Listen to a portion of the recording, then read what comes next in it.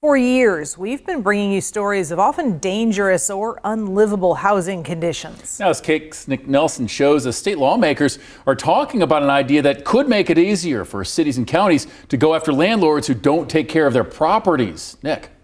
Yeah, our news teams have been inside homes this legislation would cover, and we've seen the horrors inside and shared them with you. House Bill 2099 could make a difference, but the very folks asking for it are now floating an amendment that would limit this law to just one city.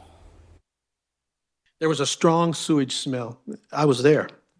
The basement had anywhere between 6 inches and 12 inches of raw sewage, almost like a pond. There was mold that went up all 4 sides of the wall, at least 2 to 4 feet, black mold. Lawmakers in Topeka Wednesday heard from Kansans about a bill that would allow city and county governments to inspect apartments and rental homes, like the one Representative John Alcala described, if the person living there complained about the condition of the home. Over the last few years, we've brought you a number of similar stories from here in Wichita.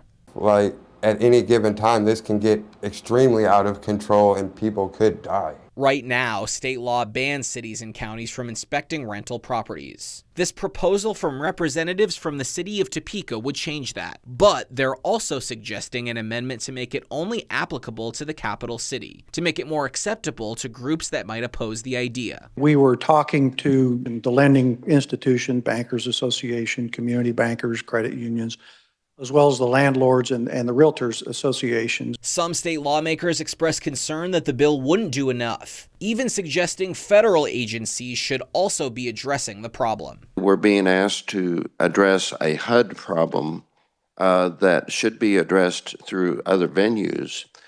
And so I'm concerned about our standing, so to speak, in addressing this problem. If this is a HUD issue, it seems that Topeka would not be the only city experiencing this issue. Now, we reached out to a number of Wichita officials for their reaction to this legislation. Wichita City Council member Brandon Johnson tells us tonight the city is looking to do more at the state level to address the issue in Wichita. We'll continue to track this bill and let you know what happens with it. Nick Nelson, Fox Kansas News, KAKE News on your side.